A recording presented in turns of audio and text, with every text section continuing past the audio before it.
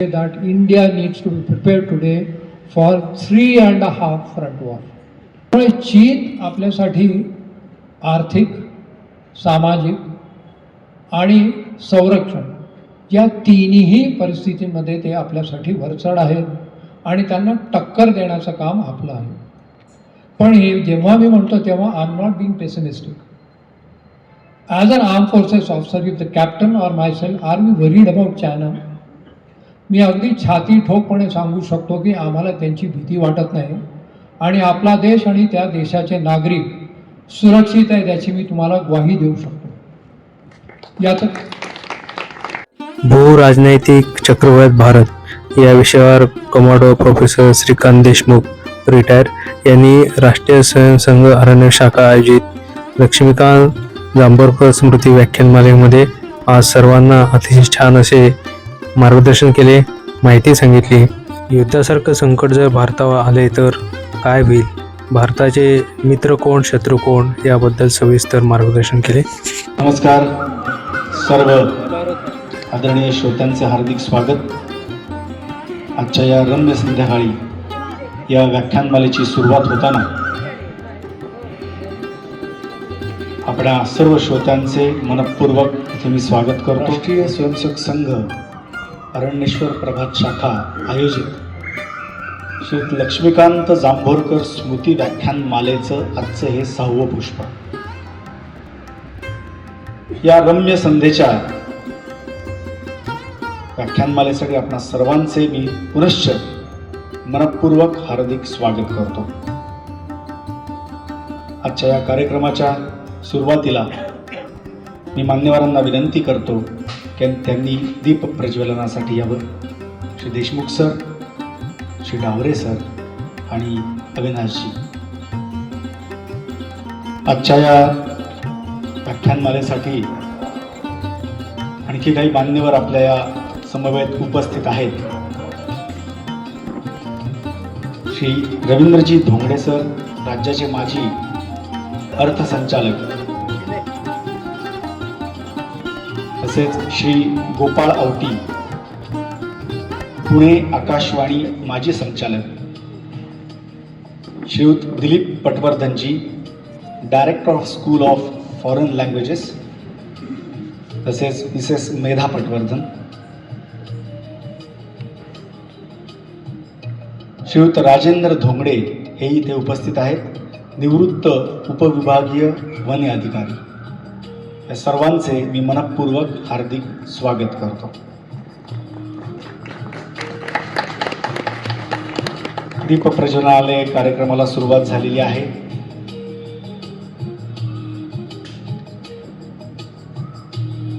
मी मान्यवरांना विनंती करतो त्यांनी व्यासपीठावरील आसन ग्रहण करा. व्यासपीठावरील स्थानपन्न झालेले मान्यवर Shriyut Shrikant Deshmukh sir, commodore professor निवृत्त, तसेच श्री डावरे सर, निवृत्त विंग कमांडर आणि या शाळेचे अध्यक्ष, श्रीयुत अविनाशजी धोंकर, संघचालक पद्मावती नगर, हे या कार्यक्रमाच्या व्यासपीठावर उपस्थित मान्यवर, त्यांचे मी मनपूर्वक हार्दिक स्वागत करतो. राष्ट्रीय स्वयंसेवक संघ शताब्दी निमित्त अरण्येश्वर प्रभात शाखेने या व्याख्यानमालेच्या ज्ञानयज्ञास सुरुवात केली आणि जो संकल्प केला त्यातील हे आजचे 6वे पुष्प. या ठिकाणी अजून एका कार्यक्रमाचा आवर्जून उल्लेख मी करतो, तो म्हणजे संक्रांतीपासून आपण नवीन पर्व सुरू करतो आणि या नवीन पर्वाच्या सुरुवातीपासून ते 14 एप्रिलपर्यंत म्हणजे आपल्या भारतीय घटनेचे शिल्पकार भारतरत्न श्री बाबासाहेब आंबेडकर यांच्या जयंतीपर्यंत आम्ही शाखेत एक अभ्यास पर्व असा एक उपक्रम सुरू केला आहे. त्याची रूपरेषा अशी की दररोज सगळ्यांनी काही प्रश्न विचार करून द्यावेत. त्यातील 3घांनी 3 प्रश्न विचारावेत, दुसऱ्या दिवशी 3 जणांनी त्याची उत्तरं द्यावी. असे एक पुस्तक संकलन आम्ही करणार आहोत आणि याची सांगता या महिन्यात महाडला 14 तळे येथे जाऊन करणार आहोत. त्यामुळे एक प्रकारे ही विद्वत्तेचे प्रतीक असणारे भारतरत्न श्री बाबासाहेब आंबेडकर यांना हे अभिवादन असेल. कारण 74 सत्याग्रहाचे हे महत्त्वाचे म्हणजे शताब्दी वर्ष आहे. म्हणून हा उपक्रम आम्ही आमच्या प्रवास शाखेच्या दैनंदिन कामामध्ये करत आहोत. आजच्या व्याख्यानाचा विषय हा सध्याचा वास्तविक ज्वलंत युद्धाचा विषय आहे आणि या परिस्थितीतील भारत असा विषय श्री देशमुख सर आपल्या पुढे काही क्षणात मांडतील. तत्पूर्वी श्री साने गुरुजींनी लिहिलेलं आणि श्री सुधीर फडके यांनी चालबद्ध केलेलं बलसागर भारत हो हे गीत डॉक्टर श्री अभिमन्यू केळकरजी आपल्या सुमधुर स्वरात इथे सादर करतील. डॉक्टर केळकर यांच्याविषयी सांगताना आनंद होतो की हे संगीत विशारद असून महत्त्वाचे म्हणजे त्यांच्या 1970च्या 10वीच्या बॅचमध्ये ते डोमोनियन पहिले होते. टाळ्यांच्या गजरामध्ये आपण त्यांचं स्वागत करूया. त्यांना मी विनंती करतो की त्यांनी गीत सादर करा. बलसागर भारत हो, बलसागर भारत हो, विश्वात शोभुनी राहो, विश्वात शोभुनी राहो. हे कंकण करी बांधियले, जनसेवे जीवन दिधले, राष्ट्रार्थ प्राण हे उरले. मी सिद्ध मरायाला हो, मी सिद्ध मरायाला हो. वैभवी देश चढविना, सर्वस्व त्यास अर्पिना. तिमिर घोर संहारीना, या बंधु सहायाला हो. हातात हात घालून, हृदयास हृदय जोडून, ऐक्याचा मंत्र जपून, या कार्य करायाला हो, या कार्य करायाला हो. करी दिव्य पताका घेऊ, करी दिव्य पताका घेऊ, करी दिव्य पताका घेऊ. प्रिय भारत गीते गाऊ, करी दिव्य पताका घेऊ. प्रिय भारत गीते गाऊ, विश्वास पराक्रम दाऊ. ही माय निज पदाला हो, या उठा करू हो शर्थ. संपादू दिव्य पुरुषार्थ, हे जीवन नातरी व्यर्थ. भाग्य सूर्य तळपत राहो, ही माय थोर होईल. वैभवे दिव्य शोभेल, जगतास शांती देईल. तो सोन्याचा दिन येऊ, बलसागर भारत हो, विश्वात शोभुनी राहो, विश्वात शोभुनी राहो, विश्वात शोभुनी राहो. विश्वात शोभुनी राहो.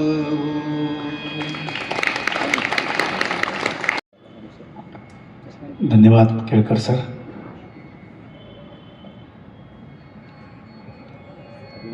मी माननीय संघचालक अविनाशजी यांना विनंती करतो की व्यासपीठावरील मान्यवरांचा, देशमुख सरांचा त्यांनी सन्मान करावा.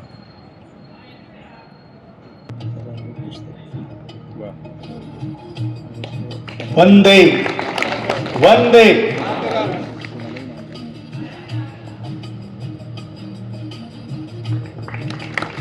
तसेच डावरे सरांचाही त्यांनी सन्मान करावा अशी मी अभिजींना विनंती करतो.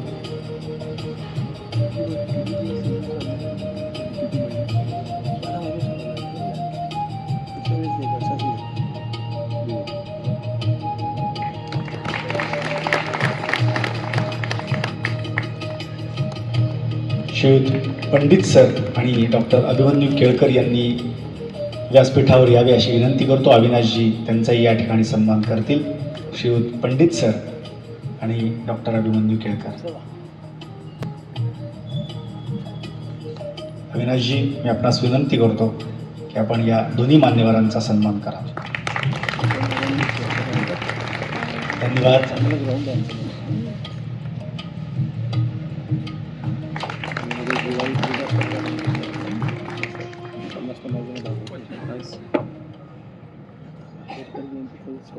मान्यवरांनी स्थानापन्न व्हावे. धन्यवाद. या ठिकाणी सैनिक मित्र परिवार या संस्थेच्या वतीने श्री आनंद सराफ आणि श्री गिरीश पोटफोडे इथे उपस्थित आहेत. ते सरांचा सन्मान करू इच्छितात. मी त्यांना व्यासपीठावर येण्याची विनंती करतो.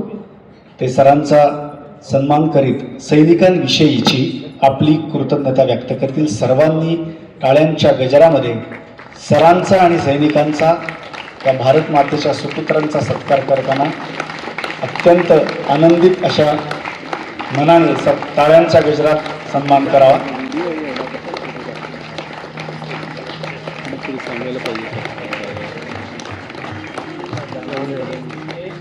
सर्व सैनिकांना मानवंदना देण्याचा योग इथे त्यांनी सरांचा सन्मान करून साधला आहे. धन्यवाद. श्रीयुत सराफ सर आणि पोटफोडे सर बसावे. तसेच आजच्या या व्याख्यानमालेचा आणखीन एक योग, दुग्धशर्करा योग आपण म्हणू शकतो, तो म्हणजे कॅप्टन सिद्धार्थ सूरज मांडगे हे इथे उपस्थित आहेत. त्यांचा सत्कार श्रीयुत देशमुख सरांनी करावा अशी मी त्यांना विनंती करतो. हा दुग्धशर्करा योग का आहे हे मी इथे पुढे वाचून दाखवतोय.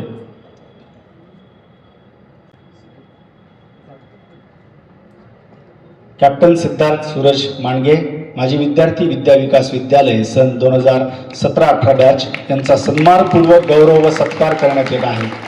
भारत माता की वंदे वंदे. आपल्या संस्थेचे माजी विद्यार्थी असून राष्ट्रीय संरक्षण अकादमी NDA व इंडियन मिलिटरी अकादमी IMA 151 RC येथील कठोर प्रशिक्षण पूर्ण करून 3 जाट रेजिमेंटमध्ये अधिकारी म्हणून नियुक्त झालेले आहात. त्यानंतर आपल्या पराक्रम, शौर्य व राष्ट्रनिष्ठेच्या बळावर आपण 9 पॅरा स्पेशल फोर्स या भारतीय सेनेतील अत्यंत प्रतिष्ठित व धाडसी दलामध्ये स्थान मिळवले आहे. देशसेवेत असामान्य कामगिरी बजावत असताना आपल्याला गॅलेंट्री अवॉर्डने सन्मानित करण्यात आलेले आहे.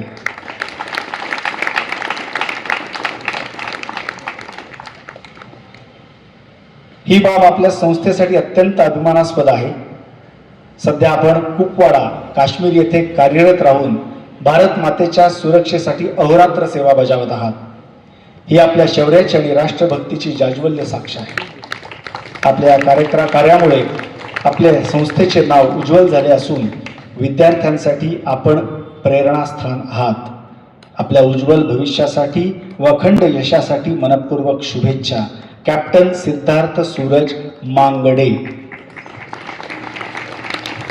त्यांना मानपत्र डावरे सर देतात. टाळ्यांच्या गजरामध्ये सर्वांनी त्यांचा सन्मान करावा.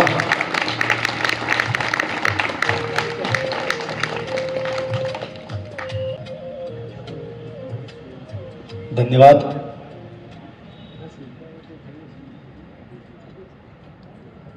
यानंतर मी श्रीयुत पंडित सर यांना विनंती करतो.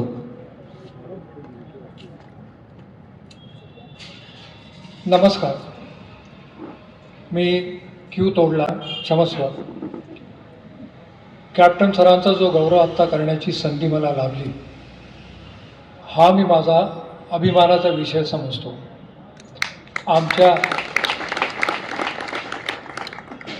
आमच्या वर्दीचा रंग कुठलाही असो, पण त्यातली आत्मीयता आणि हृदयातून येणारं प्रेम हे मात्र कधी न तुटणारं असतं, याची मी कॅप्टन साहेबांना ग्वाही देऊ शकतो आणि मला त्यांच्या गौरवाचा खरोखर अभिमान आहे.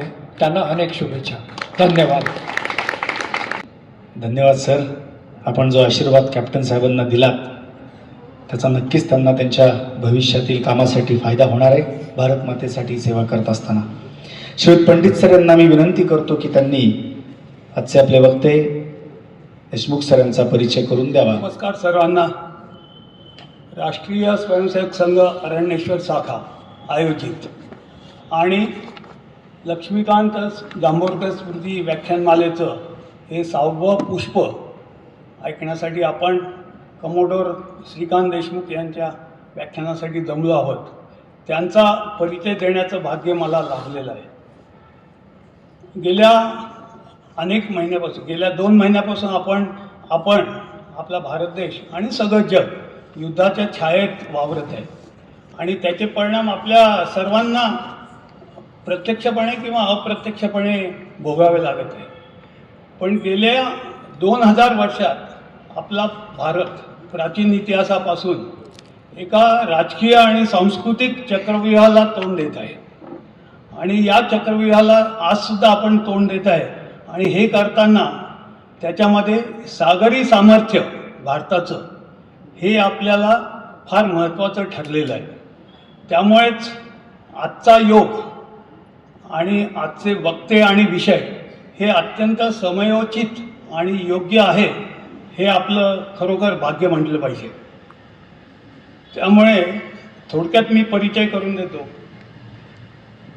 कमोडोर निवृत्त श्रीकांत देशमुख यांनी आपलं इंजिनिअरिंगचं शिक्षण पूर्ण केल्यानंतर प्रावीण्यासह त्यांची डायरेक्ट नेव्हीमध्ये प्रशिक्षणार्थी म्हणून निवड झाली आणि तेव्हापासून ते सतत 32 वर्ष नेव्हीमध्ये कार्यरत होते. नौसेनेत असताना सुद्धा त्यांनी शिक्षण चालूच ठेवलं होतं. म्हणजे MSc डिफेन्स सायन्स तसेच पोस्ट ग्रॅज्युएट डिप्लोमा इन मॅनेजमेंटचे सुवर्णपदक त्यांनी मिळवलं होतं. सागरी आणि हवाई अशा दोन्ही तंत्रज्ञानात त्यांनी काम केलेलं आहे. याच दरम्यान, प्रशिक्षणाच्या दरम्यान त्यांनी रॉयल एअरफोर्समध्ये म्हणजे ब्रिटिश एअरफोर्समध्ये, ब्रिटिश नेव्हीमध्ये, रॉयल नेव्हीमध्ये प्रशिक्षणार्थी म्हणून प्रशिक्षण घेण्याचं सुद्धा संधी मिळाली होती. विशेष सांगायचं म्हणजे कमोडोर देशमुख यांनी विमानवाहक नौकांवरती काम केलेलं आहे आणि विमानवाहक नौकांवरती काम करताना दोन्ही गोष्टींचा त्यांना देखभालीचा अनुभव मिळाला. म्हणजे विमानवाहक नौकेंवरती असणारी विमान आणि तसेच नौका या सगळ्या मेंटेनन्सचा, देखभालीचा त्यांना अनुभव मिळालेला आहे. त्याचप्रमाणे हेलिकॉप्टरची देखभाल, विमानवाहक नौकांवरच्या हेलिकॉप्टरची देखभाल हे सुद्धा त्यांनी पाहिले. त्यांचा अनुभव पाहता काही वर्षांनी त्यांनी नौसेनेच्या हवाई प्रशिक्षण संस्थेत सुद्धा संचालक म्हणून जबाबदारी पार पाडलेली. या सर्व कामगिरीमुळे, नौसेनेतील या सर्व कामगिरीमुळे त्यांना भारताच्या राष्ट्रपतींनी नौसेना पदक मिळालेलं आहे. हा अत्यंत मोठा बहुमान आहे. नौदलातून निवृत्त झाल्यानंतर त्यांनी टाटा समूहात एका कंपनीत संस्थापक सदस्य म्हणून काम केलेलं आहे. तसेच त्यांनी दुसऱ्या एका कंपनीत सुद्धा काम केलेलं आहे. सध्या ते मेक इन इंडिया, जे आपण रोज ऐकतो, आत्मनिर्भर भारत या उपक्रमाअंतर्गत पुण्यातील अनेक उद्योगांना या डिफेन्स उद्योगात कसा प्रवेश मिळेल व त्यांना काय काय सहाय्य करता येईल याचं मार्गदर्शन करीत असतात. आपल्याला माहिती आहे रशियाशी आपले असलेले संबंध, त्याप्रमाणे रशियातील काही तंत्रज्ञान भारतात आणण्यासाठी एका जॉईंट व्हेंचरच्या कामात सुद्धा ते सध्या हातभार लावत आहे. याशिवाय शिक्षणाची गोडी असल्यामुळे MIT मणिपाल येथे ते भूराजकीय विषय, म्हणजे ज्याला जिओ पॉलिटिक्स म्हणतात, त्याचे संलग्न प्राध्यापक आहेत. संरक्षण, भूराजकीय परिस्थिती आणि तंत्रज्ञानसुद्धा अशा विविध विषयांवर ते लेखन करीत असतात. त्यांची अनेक पुस्तके भारतीय आणि परदेशी प्रकाशनांनी प्रकाशित केलेली आहे. अर्थातच त्यांचं लिखाणही सतत चालू असतं. त्यांचे अनेक लेख मुंबईच्या द परफेक्ट व्हॉइस नावाच्या नियतकालिकात, नागपूरच्या हितवाद या नियतकालिकात याच्यात नियमित येत असतात. तसेच अनेक लोकांना आठवतही असेल की महाराष्ट्र टाइम्स, सकाळ यामध्ये सुद्धा वेळोवेळी त्यांचे लेख आलेले आहेत. त्यांचा या ज्ञानाचा उपयोग अर्थातच पुणेकर घेत असतात आणि पुणेकर अनेक शैक्षणिक संस्था तसेच इंडस्ट्रीज हे त्यांच्या भाषणाच्या रूपाने त्यांचं मार्गदर्शन घेत असतात. विशेष वेगळं सांगायचं म्हणजे त्यांच्या तंत्रज्ञानाशिवाय त्यांना नाट्य विषयात सुद्धा रुची आहे. आणि सांगायची गोष्ट म्हणजे ते अत्यंत उत्तम आणि शीघ्र कवी आहेत. याचा मला आवर्जून उल्लेख करावासा वाटतो.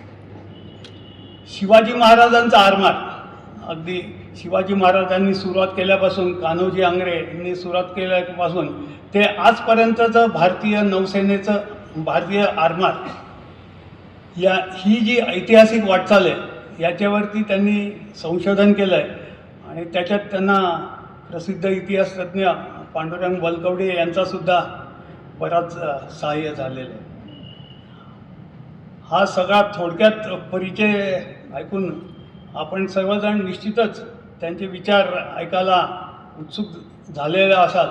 त्यामुळे मी फार वेळ न घेता त्यांच्यासाठी जास्त वेळ ठेवण्यासाठी म्हणून मी त्यांना विनम्रपणे या भाषणासाठी आमंत्रित करतो. धन्यवाद. नमस्कार. सर्वप्रथम श्री लक्ष्मीकांतजी जांभोरकर यांच्या स्मृतीला अभिवादन.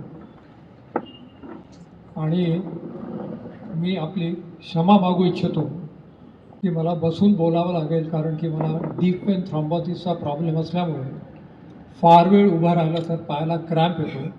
म्हणून मी आयोजकांना विनंती केली होती की मला बसून बोलण्याची परवानगी मिळावी. त्याबद्दल मी त्यांचा आभारी आहे. सर्वप्रथम राष्ट्रीय स्वयंसेवक संघाच्या अरण्येश्वर शाखेला मला धन्यवाद द्यायचे आहेत, ज्यांच्यामुळे मला इथे आपल्याशी संवाद साधण्याची संधी मिळाली. विशेषतः श्री भगवान दातार साहेब आणि करंबळ साहेब आणि डावरे साहेब यांचा मी ऋणी आहे की त्यांनी मला इथे येण्यासाठी आमंत्रित केलं.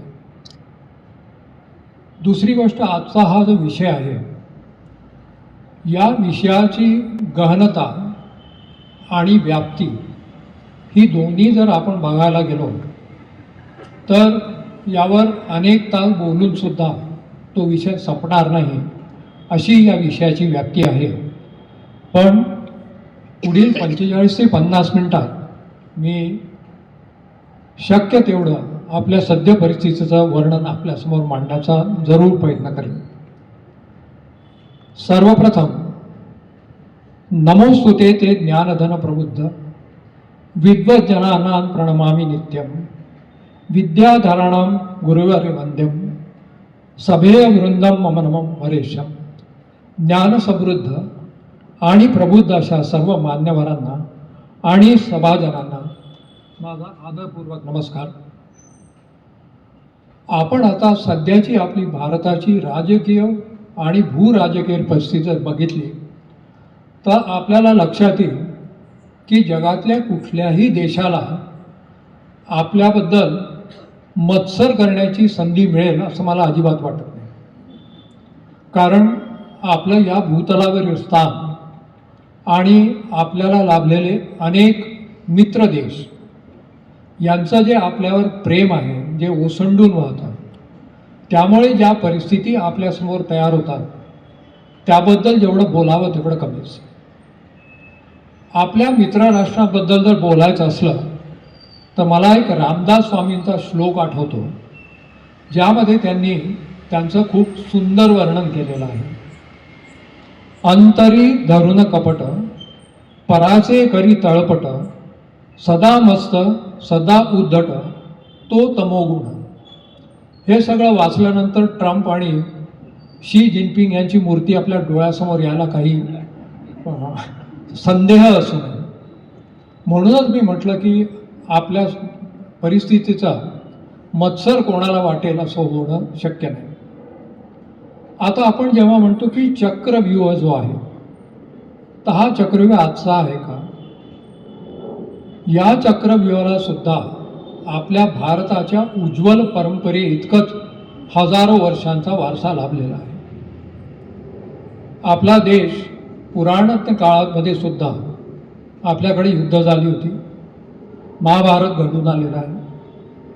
त्यानंतर सुद्धा जेव्हा अनेक राजवटी आपल्या देशामध्ये होत्या त्या राजवटीसुद्धा कधी एकत्र येऊन भारताचं सामर्थ्य वाढवतील असं फार कमी वेळा घडलेलं आहे. या राजवटी एकमेकांबरोबर लढत होत्या, त्यामुळेच इतर परिकारांची आक्रमणं आपल्यावर झाली आहेत.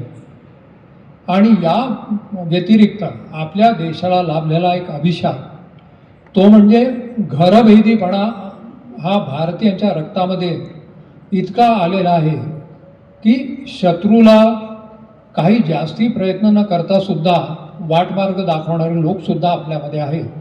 हे कधी कधी वाटतं आपल्या देशाचं दुर्दैव आहे. त्यानंतर आपण आत्ताच्या सध्याच्या भूराजकीय परिस्थितीमध्ये जर आलो तर आपल्यासमोर एक श्लोक उद्धृत केल्यानंतर आपल्याला आपल्या देशाच्या स्थानाची कल्पना येईल. आपल्या पुराणांमध्ये आपण म्हटलेलं आहे की जंबूद्वीपे भरतखंडे भरतवर्षे आर्यावर्ते. म्हणजे पुरातन काळामध्ये एक असंग जो द्वीप होता तो जंबूद्वीप, त्या जंबूद्वीपामध्ये भारतवर्ष नावाचं जे काही राज्य त्या काळात होतं त्याचा विस्तार काय होता हे आपल्या सगळ्यांना माहीत आहे. त्या भारतवर्षामध्ये एक आपलं भारताचं राज्य आहे. त्या भारत राज्यामध्ये सोन्याचा धूर खरोखरच निघत होता. आणि त्याच्यामध्ये जेव्हा आपण आर्यावर्त जेव्हा म्हणतो ते म्हणजे याचा खरा अर्थ नुसता आर्यांचा देश किंवा आर्यांचं वसतिस्थान असं नसून it means it is the land of the learned. म्हणजे आपल्या देशाला जसा घरभेदीपणाचा अभिशाप होता, ज्ञानाचं वरदान देवानी अक्षरशः भरभरून दिलेलं आहे. पुरातन काळापासून आपले वेद, उपनिषद, पुराण यामधलं ज्ञान गुरुकुल पद्धतीनं सतत लोकांपर्यंत आलेलं आहे. आणि आत्तासुद्धा अनेक ज्ञान प्रणाल्यांमध्ये भारत अग्रेसर आहे हे कुणीही नाकारू शकत नाही. अशी परिस्थिती असताना भारताच्या प्रगतीला खीळ का पडते हा एक प्रश्न आपल्याला नेहमी पडतो. आता त्याच विषयाकडे आपण वळणार आहोत. जेव्हा आपण म्हटलं Aryavarta, Aryavarta is the nucleus of the circles which go around. So when we are a nucleus, there are electrons which will be going around us. तर आपली सगळ्यात जवळची वर्तुळाकार परिस्थिती जर आपण बघितली तर आपले ज्यांना आपण लिटरल कंट्रीज म्हणू ते देश हे पहिल्या मालिकेमध्ये येतात. जसं आपण दुसऱ्या मालिकेकडे जाऊ तर त्यातले इलेक्ट्रॉन्स म्हणजे मिडल ईस्ट कंट्रीज किंवा गल्फ कंट्रीज आणि इकडे मग आसियान, मलेशिया, इंडोनेशिया, फिलिपिन्स या चक्रामध्ये आपण जातो. आणि त्याच्या सगळ्यात आउटरमोस्ट चक्र जर आपण बघितलं तर मग त्याचा विस्तार आपल्या एकीकडे गल्फ कंट्रीजकडनं दूरवर जाऊन रशिया, ज्यांना आपण कॉमनवेल्थ कंट्रीज म्हणतो CIS, तो अमेरिकेपर्यंत जातो, होऊन. आणि उजवीकडे मग आपल्याला मलेशिया, इंडोनेशियाच्या पुढे जाताना जपान आणि ऑस्ट्रेलियापर्यंत हा पूर्ण आपला परिघ असतो. आता या परिघामध्ये कुठेही काहीही जरी घटना घडली तर आपल्या देशाच्या परिस्थितीवर त्याचा परिणाम होतो हे आपल्याला समजून घेतलं पाहिजे. आणि ते परिणाम घातक होणार नाही याची काळजी पण घ्यावी लागते. तर सर्वप्रथम आपण आपल्या सगळ्यात जवळच्या मालिकेकडे वळूया. तर आपल्या जवळच्या मालिकेमध्ये आपला नंबर 1 शत्रू म्हणायचा तर चीनकडे आपल्याला बघावं लागतं. चीनचे आपले संबंध जे आहेत ते कधी चांगले, कधी वाईट, तर कधी न्यूट्रल अशा परिस्थितीतनं जात असतात. पुराण काळामध्ये म्हणजे आपण 2000 वर्षापूर्वी जर म्हटलं तर भारत आणि तत्कालीन चीनचे संबंध फार चांगले होते.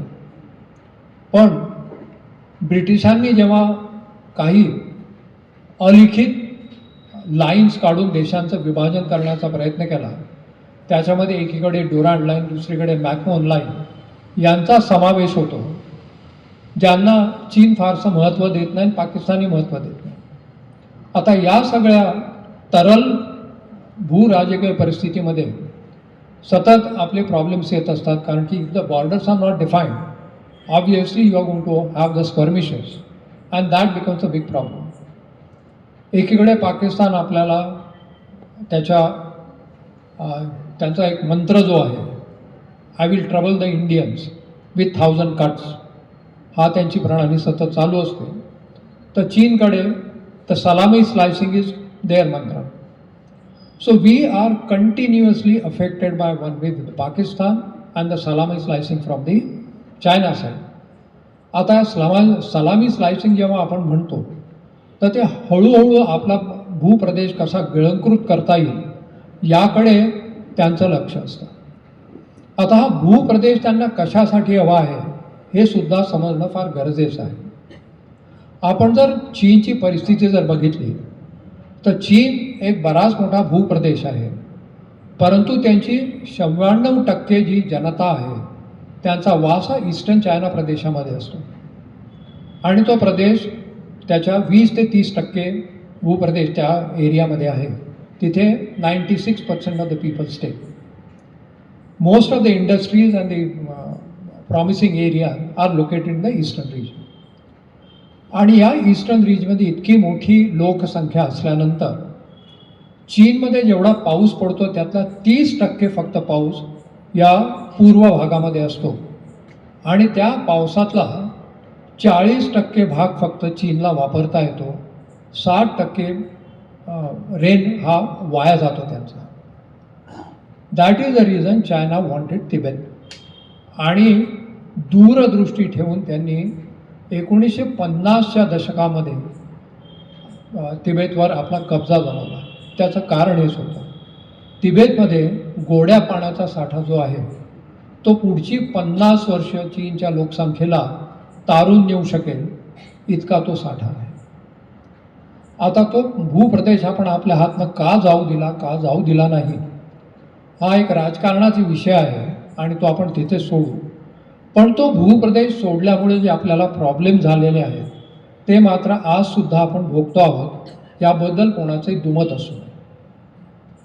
त्यामुळे आपला प्रदेश बळकावणे, कारण की त्यांना सुपीक जमिनीची सुद्धा गरज असते, पाण्याची गरज असते.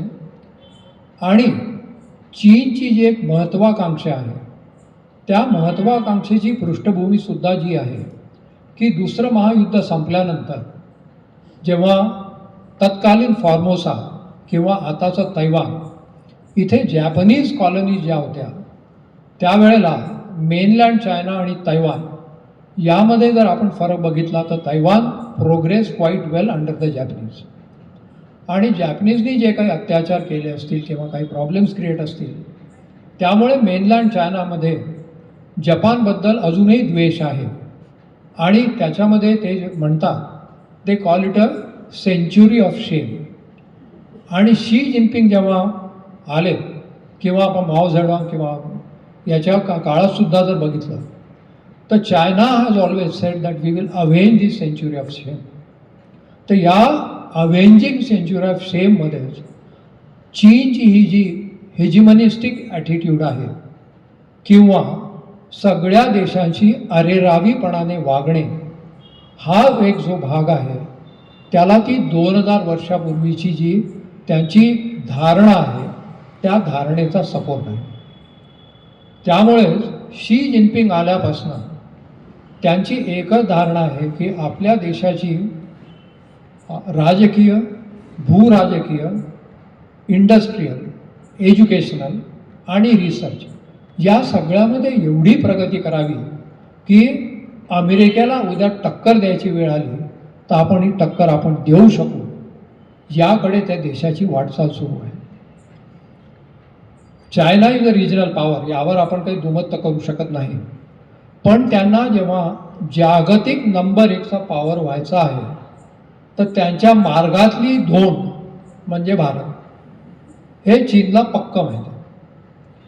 आपली जी प्रणाली आहे, आपलं ज्ञान, आपली संशोधक प्रवृत्ती किंवा आपली प्रगती करण्याची इच्छाशक्ती आणि सगळ्या प्रॉब्लेम्समध्ये सुद्धा असून देशाला प्रगतीपदाकडे नेणारं नेतृत्व हे वरदान जे आपल्याला लाभलेलं आहे. आणि आपल्या देशाची भौगोलिक लोकेशन ज्याला म्हणता येईल की we can keep eyes on everybody in and around is a one which troubles China quite a lot. त्यामुळे चीनला हे पक्क माहीत आहे की भारताबरोबर डायरेक्ट युद्ध करण्याची वेळ जर आली तर भारताचं नुकसान होईल, पण त्या नुकसान करण्यासाठी चीनला जी किंमत मोजावी लागेल ती किंमत त्यांना परवडणारी नाही. दिस वी हॅव टू रिमेंबर. तर म्हणून आपण जेव्हा म्हणतो की आपले पंतप्रधान जेव्हा आपल्याला सांगतात की चीनी माल खरेदी करू नका, तर हे काही नुसती एक घोषणा आहे किंवा काही त्याच्यामध्ये एक असं काही छद्मीपणा असं नाही. त्यांचं म्हणणं एकच असतं की जितका चीनी माल आपण खरेदी करू तेवढा पैसा आपल्या शत्रूकडे जाणार आणि आपल्या शत्रूची युद्धक्षमता आपल्याच पैशाने आपण वाढवणार. हे कितपत योग्य आहे याचा विचार आपल्याला नक्कीच करावा लागेल. तर सलामी स्लायसिंग, व्यापारामध्ये आपल्याला दाबून ठेवणे, आणि व्यापारामध्ये नुसतं दाबून ठेवणेच नव्हे तर ज्याला आपण म्हणू की रेअर अर्थ डिप्लोमसी, म्हणजे आपल्याला जी मॅग्नेट्स लागतात, रेअर अर्थ मॅग्नेट्स, आपल्या ज्या सगळ्या संरक्षण प्रणाल्या आहेत किंवा आपल्या ऑटोमोबिल्स आहेत, म्हणजे कारसुद्धा म्हणा, प्रत्येक याच्यामध्ये आपल्याला या मॅग्नेटची गरज पडते. तर रेअर अर्थचा सप्लाय जर आपल्याकडे कोणी बंद केला तर आपल्या पूर्ण इंडस्ट्रीज इन्क्लुडिंग इंडस्ट्री या बंद होतील, याबद्दल दुमत असू शकत नाही. त्यामुळे आपण चीनबरोबर डायरेक्ट युद्ध आपणही करणार नाही किंवा चीनबरोबरचे संबंध आपण खराबही करणार नाही, हे आपल्याला मान्य करावं लागेल. त्यामुळे एकीकडे चांगले संबंध ठेवायचे, गरज पडेल तेव्हा आवाज चढवून बोलायचं, आणि गरजच पडली तर दंडा उगारून जसं गलवान व्हॅलीमध्ये आपण त्यांना धक्का दिला किंवा डोकलामच्या परिस्थितीमध्ये त्यांच्या स्टँड ऑफमध्ये 76 days we stood firm. That is the only way we can teach lesson to China. त्यामुळे चीन आपल्यासाठी आर्थिक, सामाजिक आणि संरक्षण या तिन्ही परिस्थितींमध्ये ते आपल्यासाठी वरचढ आहेत आणि त्यांना टक्कर देण्याचं काम आपलं आहे. पण हे जेव्हा मी म्हणतो तेव्हा I am not being pessimistic. As an arm forces officer, if the captain or myself are we worried about China, मी अगदी छाती ठोकपणे सांगू शकतो की आम्हाला त्यांची भीती वाटत नाही. आणि आपला देश आणि त्या देशाचे नागरिक सुरक्षित आहेत याची मी तुम्हाला ग्वाही देऊ शकतो. याचं कारण, when we say we have got the important machine किंवा आधुनिक प्रणाल्या आमच्याकडे आहेत. The machine is important in today's war because today's war is going to be fought remotely. That's a fact of life. But whatever machines we use, ultimately it is the man behind the machine what matters. And the Chinese man behind the machine and Indian man behind the machine यांची तुलना करूच शकत नाही, हे मी तुम्हाला अगदी छाती ठोकपणे सांगू शकतो. आणि that is the way we score over China. That's why we are not worried. So be rest assured, we are safeguarding you and will safeguard you. हे चीनला सुद्धा माहीत असल्यामुळे ते फक्त आपल्या आर्थिक परिस्थितीवर परिणाम करतील किंवा आपल्या बॉर्डर्सवर परिणाम करतील असं नाही, तर त्यापुढेही जाऊन त्यांनी दुसरा एक मार्ग शोधून काढला आहे, which is known as belt and road initiative किंवा rejuvenation of the what we call the maritime silk route. BRI is one of the inventive idea of China, ज्याच्यामध्ये त्यांनी जवळजवळ 120 बिलियन US डॉलरचा इन्व्हेस्टमेंट केलेला आहे. And it is a very smart investment. त्याचं कारण आपण बघूया. तर या बेल्ट अँड रोड इनिशिएटिव्ह किंवा सिल्क रोड रिज्युनेशन यामध्ये त्यांनी सगळ्या देशांना, ज्यातले बहुतांश देश आपल्या भोवताली आहेत, त्यांना त्यांनी सांगितलं की तुमच्या देशामध्ये जे काही इन्फ्रास्ट्रक्चर आहेत, मग एअरपोर्ट्स म्हणा, ब्रिजेस म्हणा किंवा पोर्ट्स म्हणा, या सगळ्यामध्ये आम्ही आमच्या पैशांनी आम्ही तुम्हाला बांधून देऊ आणि हे कर्ज तुम्ही आमच्याकडनं घ्या आणि आम्ही तुम्हाला कर्जाच्या टर्म्स ठरवून देऊ, त्याप्रमाणे तुम्ही आमचं कर्ज आम्हाला परत करा. तर यामध्ये जेव्हा आपण पुढे जाऊ तर या BRIचा आणि त्यांचा दुसरा एक प्रोजेक्ट आहे which is famously non as string of pearls project, या दोघांमध्ये फार जवळचा संबंध आहे. स्ट्रिंग ऑफ पर्ल्स मीन्स भारताच्या गळ्याभोवती मोहनमाळ घालून तो फास कसा आवळता येईल याची तयारी चीननी करणे is what we call the string of pearls project. आता तो प्रोजेक्ट काय आपण ते बघूया. त्या प्रोजेक्ट अंतर्गत BRIच्या थ्रू बांगलादेशमध्ये त्यांनी पोर्ट बिल्डिंग, एअरपोर्ट बिल्डिंग यामध्ये गुंतवणूक केलेली आहे. ही गुंतवणूक त्यांनी आधी केली, परंतु जेव्हा शेख हसीनांचं सरकार होतं तेव्हा त्यांच्या लक्षात आलं की यांचा डाव फार वेगळा आहे आणि BRIमधनं तेव्हा बांगलादेशने अंग काढून घेण्याला सुरुवात केली होती. हे चीनला पसंत पडलं नाही. पण त्यानंतर जेव्हा बांगलादेशमध्ये जी काही क्रांती झाली किंवा CIAनी घडवून आणली, आणि याचं कारणही मी सांगतो, ही क्रांती घडून येऊन शेख हसीना यांचं सरकार पडण्यापूर्वी व्हिक्टोरिया न्यूलंड आणि Donald Lu, these two personalities who are known as the regime change specialist, हे दोघंही बांगलादेशमध्ये होते. त्यानंतर सत्तापालट झालं. सत्तापालट चीन म्हणजे अमेरिका, त्यांच्याकडे अनेक प्रणाल्या सत्ता पालटाच्या. त्याच्यामध्ये आता colour revolution is the latest, ज्यामध्ये CIA किंवा देशाचा कुठलाही अंग न येता म्हणजे डिनायबिलिटी ठेवून कुठली तरी क्रांती घडवून आणायची, सांगायचं की त्या क्रांतीमुळे सरकार पडलं. तर त्यांनी विद्यार्थ्यांना चेतवून ही क्रांती घडवून आणली. आता ज्या विद्यार्थ्यांनी ती क्रांती घडवून आणली ते विद्यार्थी आज कुठं आहे, हा एक विचारणीय प्रश्न आहे. त्यानंतर एक थोपलेला राजा जेव्हा बांगलादेशमध्ये आला तर चीननी मागच्या दरवाजाने आपले इन्व्हेस्टमेंट तिथे वाढवून पूर्णपणे शिरकाव केलेला आहे. त्यांना युद्ध प्रणाल्या आणि शस्त्रास्त्र देण्याचा करार केलेला आहे आणि पाकिस्तान आता उघड तिथे शिरलेला आहे. आणि ज्या भडकाऊ प्रणाल्या आहेत यांना आपण जिहादी प्रणाल्या म्हणू शकतो, त्यांचा शिरकाव तिथे झालेला, रादर त्यांचं पुनरुत्थान झालेलं आहे. त्यामुळे चीन आणि बांगलादेश यांचा संबंध आपल्याला मान्य करावा लागेल आणि त्यापासून जो काही आपल्याला धोका होईल तो आपल्याला त्यापासून आपला बचाव आपल्याला करावा लागेल. आता नवीन राजवट आलेली आहे. नवीन राजवट चीनवर कितपत प्रेम ठेवते कितपत ठेवत नाही हे आता वेळच सांगू शकेल. तरी पण आपण त्याबद्दल सावध राहणे हा एक महत्त्वाचा उपाय आपल्या हाती असतो. बांगलादेशनी सुद्धा हे अनेक वेळा म्हटलेलं आहे की भारताचा चिकन नेकचा जो प्रदेश आहे त्यावर जर कोणी आक्रमण करणार असेल तर आम्ही सर्वतोपरी सहाय्यता करू. आता आपल्याला कल्पना आहे की आपला नॉर्थ ईस्टर्न प्रदेश जो आहे तिथे आणि भारताच्या मेनलँडमधलं जर काही कनेक्टिव्हिटी असेल ती it goes through the what we call the chicken snake. आता बांगलादेश तिथे सुद्धा चिथावण्या देऊन प्रॉब्लेम्स क्रिएट करायचा प्रयत्न करतो. तोही एक आपला मुद्दा आहे ज्यावर आपल्याला म्हणजे डोळ्यात तेल घालून लक्ष ठेवावं लागेल.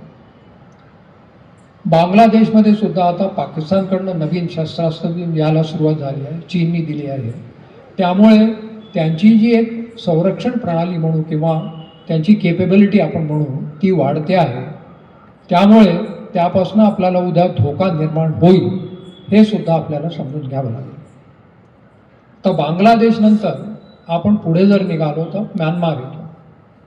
म्यानमारमध्ये सुद्धा BRIच्या खाली चीनच्या इन्व्हेस्टमेंट्स आहेत. जुंताला त्यांचा आर्थिक सहाय्य आहे. त्यामुळे जुंता त्यांच्या प्रेमात आहे हे मान्य करावं लागेल. तसंच 30 किलोमीटरच्या अंतरावर म्यानमारचं शेवटचं जे टोक आहे त्या टोकावर चीननी आपलं रडार प्रणाली मोठी लावलेली आहे. It is a surveillance radar which can keep a large area under surveillance.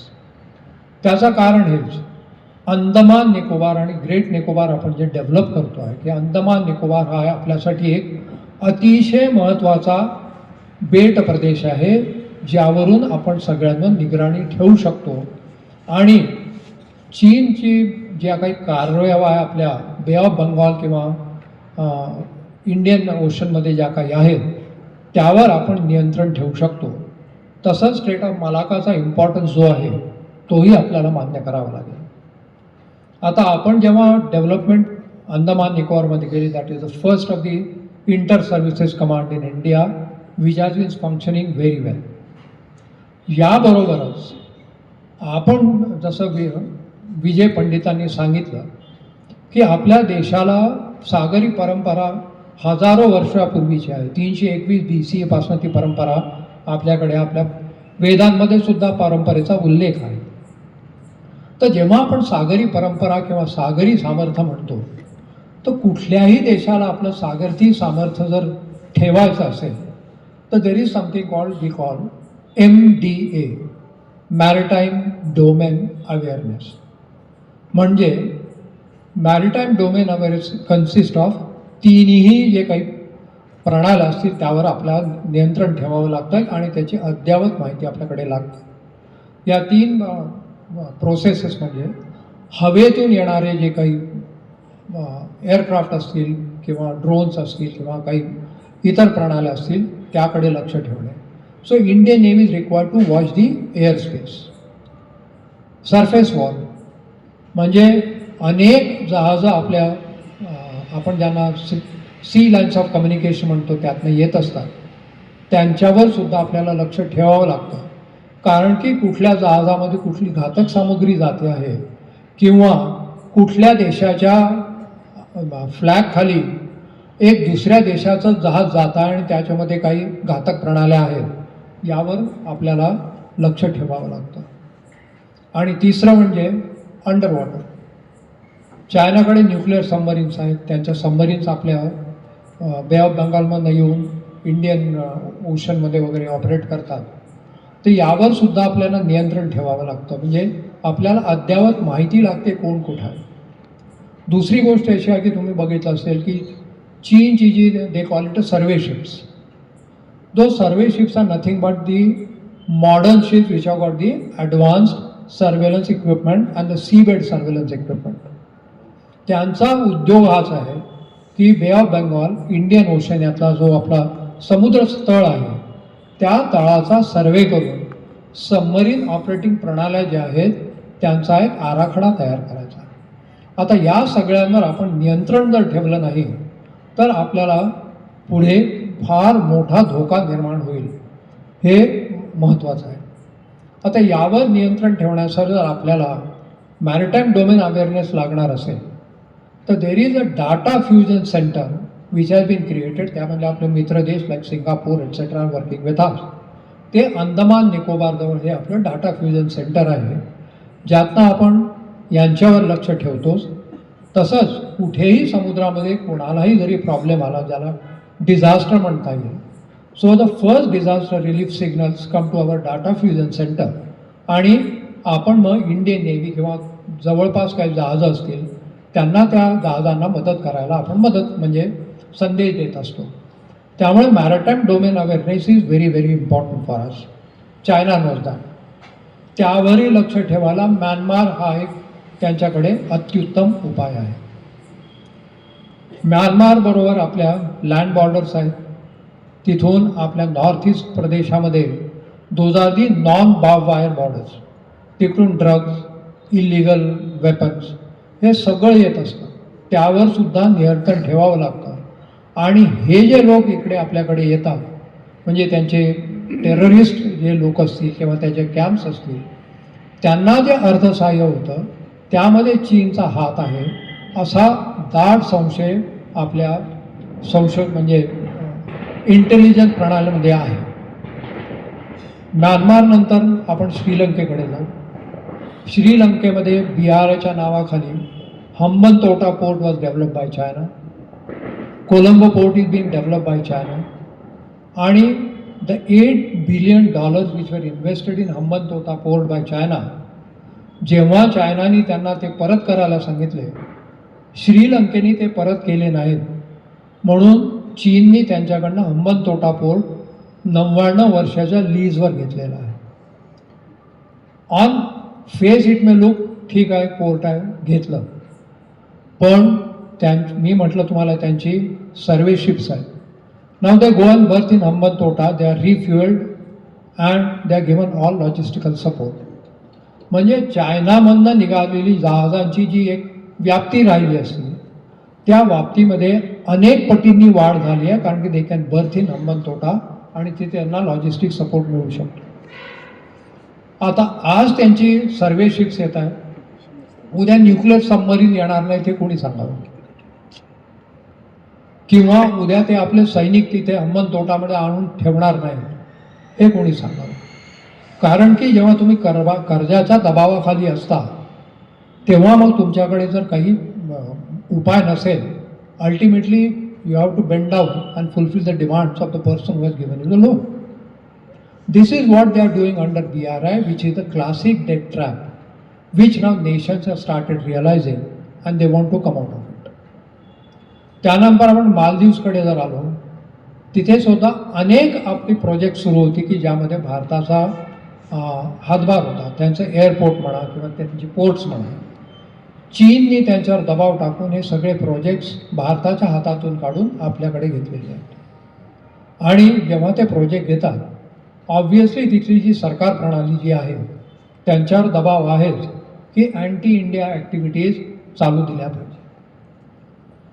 आपण मालदीव्सकडनं जेव्हा पुढे येतो तर आपल्या साईडला पाकिस्तानबद्दल जेवढं बोलावं तेवढं कमीच आहे.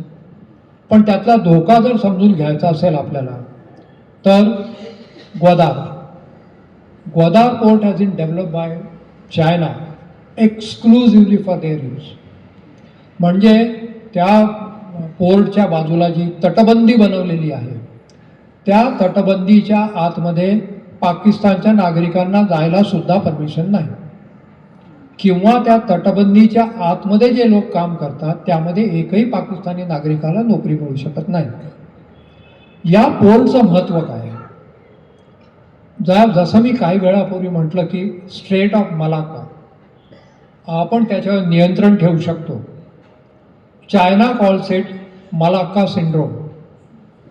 So they are very much worried की त्यांचं जे एनर्जी सिक्युरिटी म्हणजे तेलाचा प्रवाह सगळा जो आहे, उद्या जर मलाक्का स्ट्रेटमध्ये आपण नाकाबंदी केली जशी होर्मुजमध्ये झालेली आहे, तर their energy security will be jeopardised. म्हणून त्यांनी काय केलं की सगळं तेल किंवा काही प्रणाल्या ज्या येतील त्या इथे आपल्या ग्वादार पोर्टमध्ये उतरवायच्या. ग्वादार पोर्टपासनं रस्ता बांधून अतोबाबादपासनं तो आपला काराकोरम हायवेला कनेक्ट होतो आणि काराकोरम हायवे कुठून जातो? पाकिस्तान ऑक्युपाईड काश्मीरमधून. भारताने त्याला नेहमीच हरकत घेतलेली आहे, but despite that Karakoram highway exist. तो काराकोरम हायवे पुढे जाऊन ल्हासापर्यंत जाऊन मिळतो आणि जर ग्वादार पोर्टमधनं आलेला माल चीननी अतोबाबाद आणि काराकोरम हायवेच्या मार्फत ल्हासापर्यंत नेला तर वेळेमध्ये बचत होते आणि त्यांच्या लॉजिस्टिकल कॉस्ट त्याला म्हणता येईल, सामरिक व्यवस्थेची जी काही किंमत असेल त्यामध्ये 30% घट होते. म्हणजे चायना जे काय करतं, इट्स नॉट अ नी जर्क रिॲक्शन की आज मी गेलो आणि ग्वादार पोर्ट बांधला. या सगळ्यांकडे त्यांचं लक्ष आहे आणि काराकोरम हायवेपासून ल्हासापर्यंत रस्ता आहे. आणि आपण आपल्या नॉर्थ ईस्टर्न बॉर्डरकडे गेलो तर वी हॅव टू रिमेंबर त्यांची जी बॉर्डर आहे, चायनाची जी काही खेडी आहेत किंवा विलेजेस आहेत, राईट अप टू बॉर्डर त्यांची वस्ती आहे. आणि Arunachal Pradesh which is the nearest region, Arunachal प्रदेशची जी भूप्रदेश आहे जिथे आपले लोक राहतात आणि चायनाच्या बॉर्डर यातला 28 किलोमीटरचा प्रदेश जो आहे जिथे कोणीच राहत नाही. आता अशा प्रदेशामध्ये समजा तुम्हाला शिरकाव करायचा असेल तर हा एक भारताला फार मोठा धोका होऊ शकतो. म्हणूनच आपलं हे सरकार जे आहे थोडं मागे जर गेलं तर पूर्वीच्या सरकाराच्या काळामध्ये आपण आपलं बॉर्डर इन्फ्रास्ट्रक्चर डेव्हलप करण्याकडे लक्ष दिलं नाही, कारण की आपली एक अतिशय उत्तम धारणा होती की आम्ही जर हे बॉर्डर इन्फ्रास्ट्रक्चर डेव्हलप केलं तर चीनला फार वाईट वाटेल आणि चीनला वाईट वाटेल म्हणून आपण हे इन्फ्रास्ट्रक्चर डेव्हलप केलं नाही. But we are fortunate that we have got a government now की ज्यांना या धोक्याचा परिणाम कळलेला आहे आणि बॉर्डर इन्फ्रास्ट्रक्चरवर त्यांनी आता पैसा अलोकेट करून वॉर फुटिंगवर हे बॉर्डर डेव्हलपमेंट चालू केलेलं आहे. ही आपल्यासाठी एक अभिमानाची गोष्ट आहे आणि आपल्या सुरक्षिततेसाठी महत्त्वाची गोष्ट आहे. नुसतं बॉर्डर डेव्हलपमेंटच नव्हे तर आपण आता तिथे आपली खेडीसुद्धा वसवायला सुरुवात केलेली आहे आणि लोकांना इन्सेंटिव्हसुद्धा द्यायला सुरुवात केली आहे की तुम्ही तिथे गेलात तर तुम्हाला घरं देऊ, तुम्हाला काही इन्सेंटिव्ह देऊ, तुमच्या राहणीमानासाठी आम्ही तुम्हाला मदत करू. त्यामुळे भारत सरकारचा जो प्रयत्न हा अतिशय स्तुत्य उपक्रम आहे, पण यासाठी भरपूर पैसा लागतो. तो पैसा आपल्या देशाकडे आला पाहिजे, सरकारकडे आला पाहिजे. तर कर चुकवेगिरी जी आपली काही चालते ती बंद होऊन सरकारला पैसा मिळाला हे बघणंसुद्धा नागरिक म्हणून आपलं एक महत्त्वाचं कर्तव्य आहे. तर या बॉर्डरचे हे सगळे प्रॉब्लेम्स आपल्याकडे आहेत. तसं चायनाने आता तिबेटमध्ये सुद्धा एअरक्राफ्ट लावून ठेवलेली आहेत आणि गन्स वगैरे सुद्धा डिप्लॉय केले आहेत. गलवनवालीच्या तिकडे पण डिप्लॉयमेंट आहे. चायनाकडे आता त्यांना शत्रूचा शत्रू माझा मित्र असतो आधुनिक प्रणाल्या त्यांना द्यायला सुरुवात केलेली आहे. त्यामुळे सर्वच रीतीने आपण घेरल्या गेलेलो आहोत आणि त्यामुळे आपल्याला त्या परिस्थितीवर नियंत्रण ठेवण्यासाठी जागरूकता एक फार महत्त्वाची आहे. त्याच्यानंतर आपण पाकिस्तान पुढे जाऊ तर नेपाळमध्ये आपण येतो. नेपाळमध्ये सुद्धा अमेरिकेने क्रांती घडवून आणली, सरकार बदललं. त्यामुळे आता नवीन सरकारबरोबर आपले संबंध कसे असतील किंवा कम्युनिस्ट सरकार जेव्हा होतं तेव्हा आपले संबंध खरोखर रसातळाला गेले. त्यांनी आपल्या बऱ्याचशा एरिया हिमाचल या उत्तराखंड ज्या होत्या त्यावर त्यांनी आपला हक्क गाजवायला सुरुवात केली होती आणि ती एरिया आपल्यासाठी फार महत्त्वाची आहे. आता नवीन सरकार काय करेल ते आपल्याला बघावं लागेल. सरते शेवटी आपण येतो भूतानकडे. भूतानबरोबर आपले संबंध नेहमीच चांगले राहिले. त्यांचं डिफेन्स आणि त्यांचं फॉरेन पॉलिसी यावर भारताचं वर्चस्व नेहमीच राहिलेलं आहे आणि चीनला हे पक्क माहीत आहे की डोकलाम एरिया जर गिळंकृत करायचा असेल तर भूतानने परमिशन दिल्याशिवाय त्यांना डोकलाम प्रदेश मिळू शकत नाही.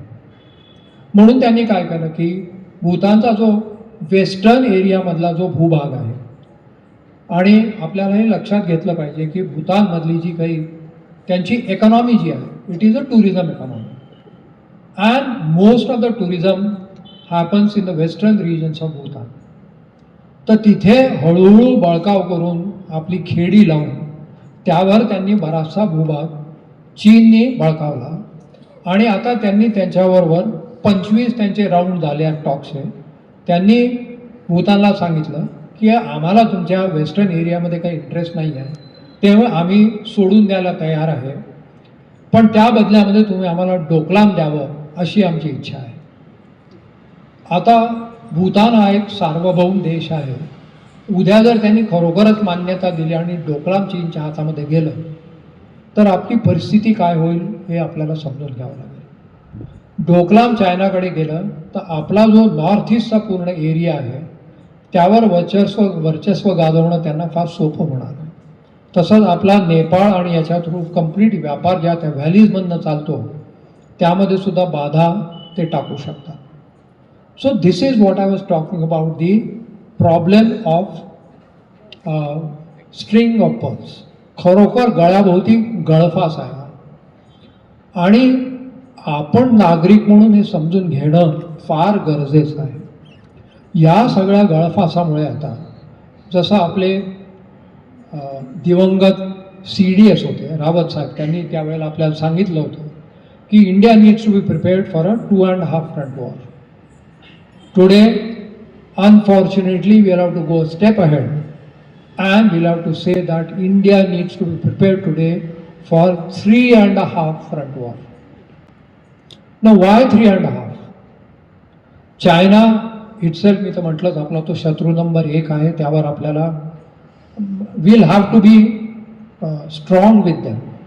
म्हणजे चीनला हे आपल्याला दाखवून द्यावं लागेल, मग तो भूप्रदेशामध्ये असो, हवाई प्रणाल्या असो किंवा समुद्र प्रणाल्या असो, त्यांना हे आपल्याला दाखवायचं आहे की तुम्ही आमची आगळीक जर केली तर त्या आगळीक करण्याची जी किंमत जी असेल ती किंमत तुम्हाला परवडणार नाही, हे आपल्याला सांगायचं आहे. आपल्याला चीनशी जाऊन काही डायरेक्ट युद्ध करायचं नाही आहे, because today's war is not a तलवारी आणि ढाली आणि तीरकमट्यांचा वॉर नाही आता आहे. This war is entirely different. It is a remote war.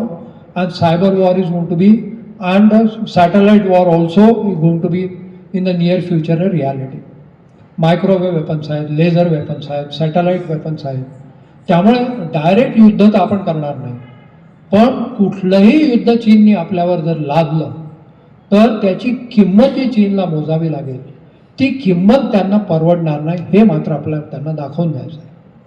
So त्यासाठी स्वदेशी, आत्मनिर्भर भारत आणि एकजुटता, म्हणजे आपली आज जी एक प्रॉब्लेम्स आहेत की जाती धर्मामध्ये प्रॉब्लेम्स आहेत किंवा इतर कुठल्या धर्मांवर प्रॉब्लेम्स आहेत, हे सगळे मिटवून एकजुडून उभं राहणं आहे, हे फार महत्त्वाचं आहे. आणि यासाठी राष्ट्रीय स्वयंसेवकांचं जे काही योगदान आहे हे आपण नाकारू शकत नाही. तसंच पण आपण नागरिक म्हणून सुद्धा आपलं एक महत्त्वाचं कर्तव्य आहे की आपण सुद्धा हे भेदभाव दूर करून एकवाक्यता आणणं आपल्यासाठी फार गरजेचं आहे. ते जर केलं नाही तर आपल्याला पुढे जाऊन फार प्रॉब्लेम्स येणार. So the first front is China. Second front is obviously Pakistan. सगळी आधुनिक वेपन्स त्यांच्याकडे आहेत, नवीन फ्रिगेट्स आहेत त्यांच्याकडे, नवीन फायटर एअरक्राफ्ट चीननी त्यांना दिले, मातीमोल किमतीत देत आहेत ते. Because again friends friend, enemies is my friend. आणि if Pakistan keeps me on my toes, China is free to do anything it wants to do on a front of Taiwan and South China. That is what is going to happen. किंवा आपण म्हणू आपले Himalayan रिजन्समध्ये, म्हणजे लडाखच्या साईडने सियाचीन, त्याच्यानंतर Galwan valley, हे जे 2 भूप्रदेश आहेत तिथे म्हणजे चीन आणि पाकिस्तान सैन्य एकत्र नक्कीच येऊ शकतात. So if they start fighting with a jointly, तर आपल्याला काय तयारी असावी लागेल याचा विचार आपण करणं फार गरजेचं आहे. So that is second front. बांगलादेशसुद्धा आता चीनच्या आधिपत्याखाली जवळजवळ आहेच. पाकिस्तानचे संबंध सुधारत आहेत. त्यामुळे that is going to be the third front. कारण की त्यांनी तर म्हटलंच आहे, चिकन नेकवर कोणी अटॅक केला तर आम्ही सगळंच परी सहाय्य करू. So that is the third front. So these three fronts we have got to be very much aware and be prepared to fight on all these three fronts and jointly. Then what is the half? That half is the one what worries me. These three fronts as a defense officer just doesn't bother me, and I am sure Captain will agree with me. या तीन फ्रंटवर आम्ही लढू शकतो याची आम्हाला खात्री आहे. पण the half front which we cannot do anything where तुमचा सहभाग फार महत्त्वाचा असेल तो म्हणजे जे आपल्या देशामध्ये डीप स्टेट ॲक्टिव्हिटीज ज्या सुरू आहेत त्याच्यामध्ये अमेरिका इथं CIA आहे, सगळ्या NGOज आहेत, ॲम्नेस्टी इंटरनॅशनल आहे, तुम्ही म्हणा ऑक्सफॅम आहे, you name it and they are there.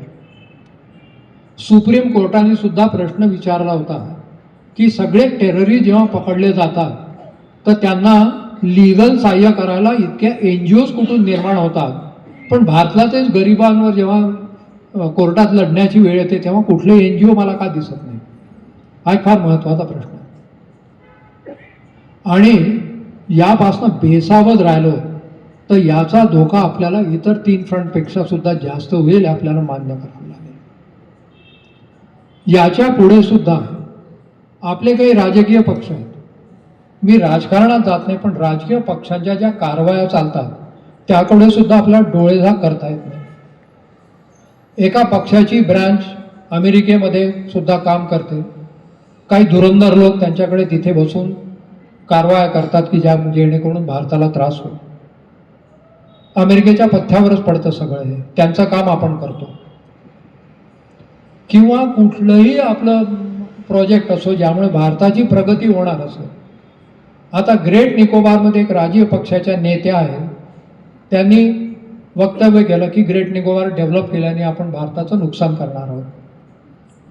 आता का परदेशी व्यक्तीला भारताची भूराजकीय परिस्थिती काय आहे त्यापासून मला काय धोका होणार आहे हे आम्हा भारतीयांना कळेल की त्या परदेशातून आलेल्या व्यक्तीला कळेल, हे तुम्हीच मला सांगा.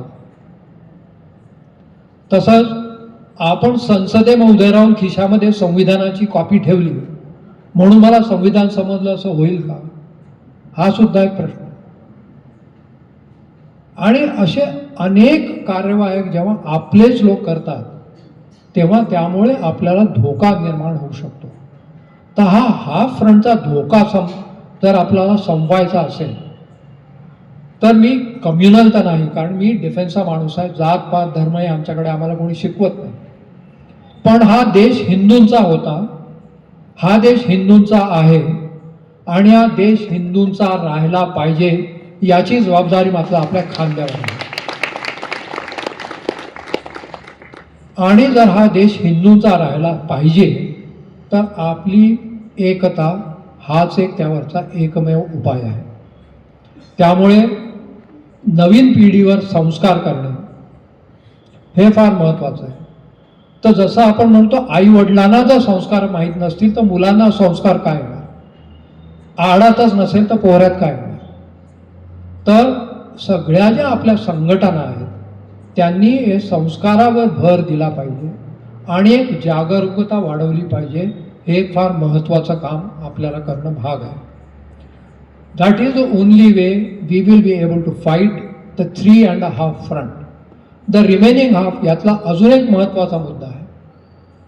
जेव्हा लोक स्पेशल रिव्हिजन आपल्या याद्यांच्या होतात, जेव्हा लोक त्याबद्दल आरडाओरडा करतात किंवा काही जेव्हा मिसइन्फॉर्मेशन, कारण की आजकाल mass media has become the best media to give the misinformation on all fronts. आणि आपण सुद्धा दुर्दैवाची बाब आहे की we all have become the students of the WhatsApp university. म्हणजे आपल्याला फॉरवर्ड आला तर तो किती खरा आहे किती खोटा आहे हा विचार न करता तो कुठे जगपर्यंत कुठे जाईल याची आज खात्री नाही. त्यामुळे आपली हे सुद्धा कर्तव्य आहे की कुठली मिसइन्फॉर्मेशन येणार असेल त्याला छातीटोकपणे प्रत्युत्तर देणारच असेल तर आपण आपल्या परिस्थितीची जाणीव ठेवून उत्तर द्यायला तयार राहायला पाहिजे, हे सुद्धा तितकंच महत्त्वाचं आहे. संस्कार, मिसइन्फॉर्मेशन आणि त्यापुढे जाऊन जर कोणी आगळी करत असेल, कुठलीही संस्था असेल, NGO असेल की जी भारत विरुद्ध कारवाया करत असेल, तर आपले पोलीस म्हणा किंवा ज्या बाकी कंट्रोल प्रणाल्या आहेत त्यांना मदत करणे, त्यांना माहिती देणे, हे सुद्धा आपलं कर्तव्य आहे. आता ते दिवस गेले की माझ्या शेजाराच्या घरामध्ये आग लागली तर मला त्याचा काय फरक पडतो, ही जी आपली वृत्ती होती ती वृत्ती आता आपल्याला चालणार नाही. माझ्या शेजाराच्या घराचीही काळजी मला राहिली पाहिजे आणि त्याच्या शेजाराची काळजी मीच केली पाहिजे. हे जर केलं तर more respect we give, the respect will get back. त्याच्यातच आपली एकजुटता होणार आहे. So we should be prepared for fighting the half front more. 3 फ्रंटचं काम आम्ही तुमच्याकडनं घेऊ आणि समर्थपणे करू, याच्यावर तुम्ही विश्वास ठेवा. एक पहिलं सर्कल बघितलं. आता आपण त्याच्या पलीकडच्या दुसऱ्या सर्कलवर जाऊ, ज्यामध्ये आता आपल्याला आसियान म्हणजे फिलिपिन्स, इंडोनेशिया, मलेशिया हे देश आणि आपल्या इकडच्या बाजूला मिडल ईस्ट कंट्रीज किंवा गल्फ कंट्रीज म्हणू किंवा GCC कंट्रीज म्हणतात त्यांना, हे देश आहेत. आता आसियानबरोबर आपले संबंध फार चांगले आहेत आणि त्यांच्याबरोबर आपला FTA म्हणजे फ्री ट्रेड ॲग्रीमेंट पण आहे. पण आपण जर स्टॅटिस्टिक्स जर बघितली, सो द ट्रेड डिफरन्स जर तुम्ही बघितला, ज्याला ट्रेड डेफिसिट म्हणतो, the trade deficit with ASEAN lies in favour of ASEAN. That means our imports from ASEAN are more than the exports. हे आपल्याला कमी करावं लागेल. तसंच फिलिपिन्स, इंडोनेशिया, मलेशिया या सगळ्यांना चीनबरोबर प्रॉब्लेम आहे, कारण की त्यांच्या सागरी सीमा ज्या आहेत किंवा त्यांचे EEZ जो म्हणतो म्हणजे एक्सक्लुझिव्ह इकॉनॉमिक झोन्स, त्याच्यावर चीनने बळकावा केलेला आहे. त्यामुळे या देशांना चीनबद्दल थोडं दुष्टावा जरूर आहे. So as China uses enemies enemy as my friend, nothing should stop us from making same rule that enemy is my friend and we should be more close to Philippines, Indonesia and Malaysia. त्यांना आर्थिक मदत करावी, त्यांचं industrial potential वाढवावं, त्यांची सागरी सामर्थ्य वाढवावं. त्याच्यानंतर मलेशिया, इंडोनेशिया हे देश भूप्रदेश आहे ज्यांच्याकडे नॅचरल कलॅमिटीज बऱ्याच प्रमाणात होत असतात. तर त्यांना मदत जर करायची असेल तर first responder is going to be the Indian Navy. जेव्हा मागे सुनामी आली तेव्हा बंदा आचेमध्ये जेव्हा प्रॉब्लेम आला, Indian Navy was the first one to be the first responder and give the disaster aid there. किंवा इकडे तुर्कीमध्ये जेव्हा त्यांचा भूकंप आला, वी वेंट देअर. त्यांच्याशी आपलं शत्रुत्व आहे किंवा नाही याचा विचार न करता सहिष्णुता दाखवणे आणि वसुदैव कुटुंबकम या प्रणालीवर विश्वास ठेवून कार्य करणे हा आपला गुणधर्म आहे. तो आपल्याला चालू ठेवायचा असेल तर सरकारच्या मागे खंबीरपणे उभं राहणं हे आपल्याला फार महत्त्वाचं आहे. आणि खंबीरपणे उभं राहायचं म्हणजे काय, तर आपल्याला ही फ्रीबीची जी सवय लागली आहे की मला सगळं फुकटच मिळालं पाहिजे, या मनोवृत्तीतनं बाहेर पडणं फार गरजेचं आहे. आणि हे आपण नागरिक म्हणून जर केलं नाही तर सरकारच्या तिजोरीमध्ये संरक्षणासाठी पैसा उरला नाही तर त्याचा ब्लेम सरकारवर नेता आपण आपल्यावर घ्यावा लागेल, हे पण आपण समजून घेतलं पाहिजे. आता अशा परिस्थितीमध्ये आपण आपलं सामर्थ्य टिकवून ठेवायचं आणि आपल्या मित्र देशांना सपोर्ट करायचा. तर आपण इकडे ASEANकडे गेलो तर इकडच्या देशांमध्ये आपले संबंध जर आपल्याला टिकवायचे असतील, कारण की energy security for India is very crucial. 80% आपला तेल आणि गॅस हा सगळा इम्पोर्टेड असतो. त्यामुळे middle east countries, gulf countries या सगळ्यांवर आपल्याला संबंध चांगले ठेवावे लागतील आणि आपण ठेवतो. सौदी अरेबिया, अबुधाबी म्हणजे कुठलाही देश तुम्ही म्हणा, पंतप्रधानांनी कुठलाही देश असा सोडलेला नाही की ज्याबरोबर त्यांनी जाऊन आपले संबंध प्रस्थापित केलेले नाही. आणि आपल्या विरोधकांना सवय आहे सांगायची की आपल्या परदेशात जास्ती राहतात आणि भारतामध्ये कमी राहतात. फक्त फरक याच्यामध्ये आहे की आपले पंतप्रधान परदेशात कामासाठी जातात आणि त्या विरोधी पक्षाचे नेते परदेशामध्ये मजा करायला जातात. हा एक महत्त्वाचा फरक आहे.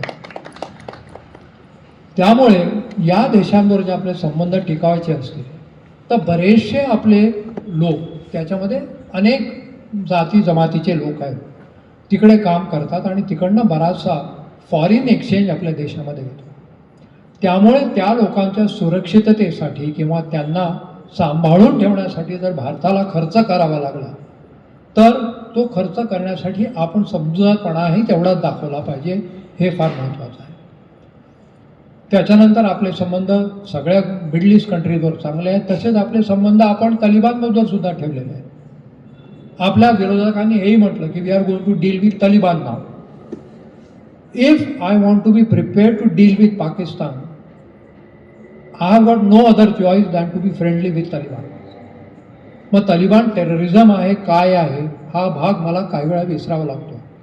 पण माझे संबंध किंवा देशाचे संबंध तालिबानबरोबर चांगले आहेत म्हणून आपण टेररिझमला बढावा देतो का किंवा त्याचं समर्थन करतो का? नाही. याबद्दल आपले पंतप्रधान आणि देश एक ठाम मत आपलं आहे की कुठलाही terrorism we will never allow. पण टेररिझमच्या पलीकडे जाऊन सुद्धा एक महत्त्वाची घटना या तत्कालीन सरकारमुळे घडून आलेली आहे. Is a clear cut declaration that I am not worried about the bogey of, म्हणजे ज्याला अणुवॉरचा भीती जी पाकिस्तानने आम्हाला दाखवली होती, I am no more worried about it. And any act of the terrorism from Pakistan side will be treated as a state terrorism and an act of war. This is a statement which has gotten too much of depth which we need to understand.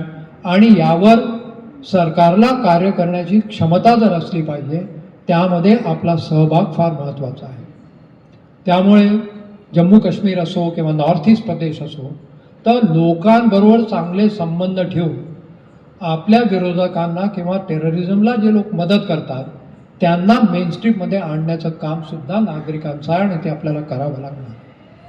That is why we are establishing a relationship with Taliban. त्याच्या पुढेही आपण जाऊन इराणबरोबर आपण आपले चांगले संबंध ठेवलेले आहेत. पण आपल्यावर काही दबाव असतात. विरोधक म्हणतात की आपण अमेरिकेपुढे नाक रगडतो. म्हणणं फार सोपं असतं, पण जेव्हा तुम्ही त्या खुर्चीमध्ये बसता आणि खाली अंगार असतो त्याच माणसाला कळतं की भारत कुठल्या परिस्थितीमधनं जातो आहे. आपण जर अमेरिकेच्या विरुद्ध जाऊन रशियन तेल घेतलं असतं किंवा इराणचं तेल घेतलं असतं तर आपल्यावर जे सँक्शन्स आले असते तर आपली काय परिस्थिती झाली असती याचा विचार फक्त आपण करू शकतो, कारण आपल्या देशाची काळजी आहे. विरोधकांना देश विकला जरी गेला तरी त्यांना त्याचा काही फरक पडत नाही. तर हे आपल्याला समजून घेतलं पाहिजे. त्यामुळे आपल्याला संबंध टिकवून ठेवावेच लागतील. मग ते इराण असो कुठलाही देश असो. त्यापलीकडे आपण आफ्रिकन देशांमध्ये जातो किंवा ज्याला आपण ग्लोबल साऊथ म्हणतो आता, त्यांच्यावर आपले संबंध चांगले ठेवावे लागणार आहेत. त्यामुळे ही जी तारेवरची कसरत होते त्यामध्ये आज भारत सक्षम वाटचाल करतो आहे. त्याला दोन कारण आहेत. एक तर भारताचे आदरणीय पंतप्रधान ज्यांचा सर्व वेळ फक्त भारताच्या प्रगतीसाठी आणि त्याच्या सुरक्षिततेसाठीच खर्च पडतो. And we are really blessed that we have got a gentleman called doctor Jaishankar, who is our foreign minister as of now.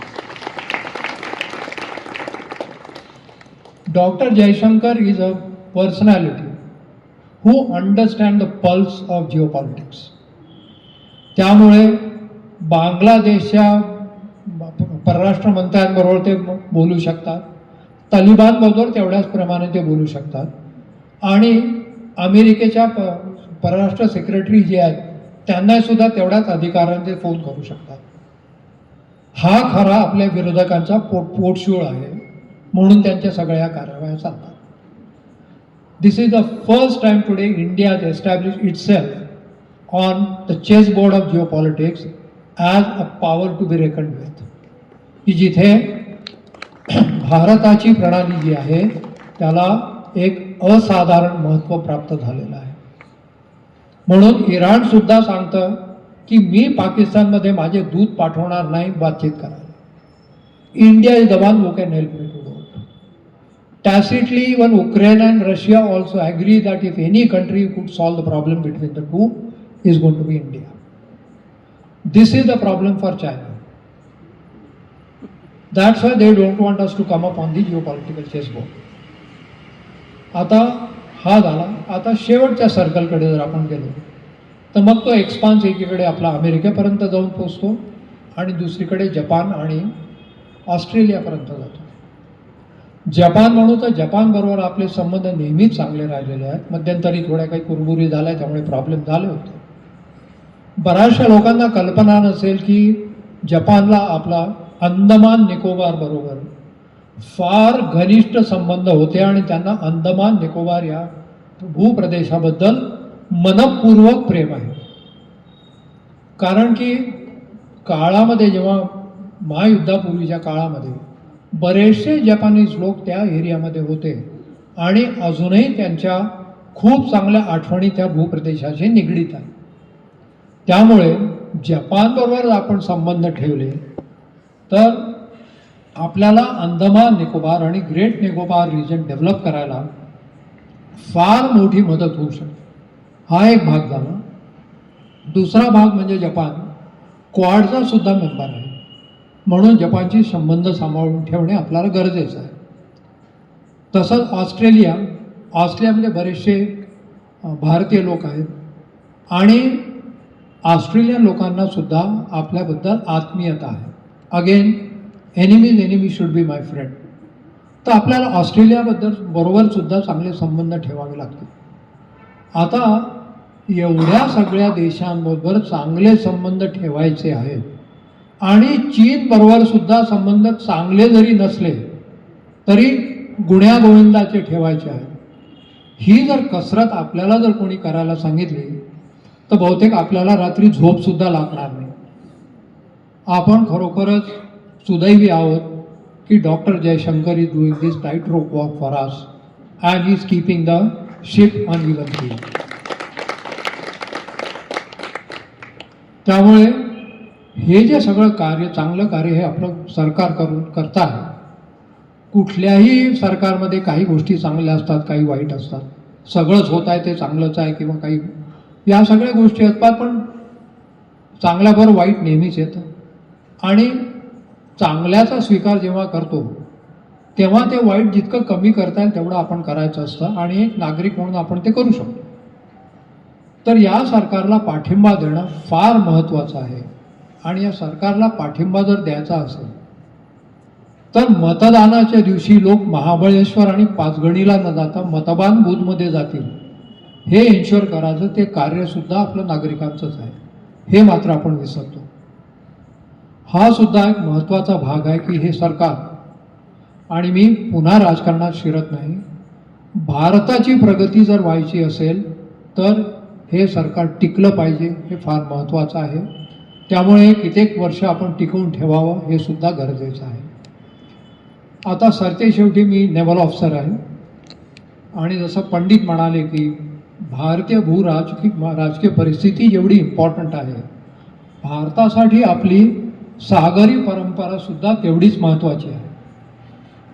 जसं मी म्हटलं की 321 वर्षापूर्वी चोल घराण्याने एकीकडे पर्शियापर्यंत त्यांचा व्यापार होता आणि दुसरा ऑस्ट्रेलियापर्यंत त्यांचा व्यापार होता. Cholas are the first people who had merchant navy as well as the armada fighting navy 321 BCE. तर ही परंपरा तेव्हापासून अनेक राजघराण्यांनी पुढे चालवलेली आहे.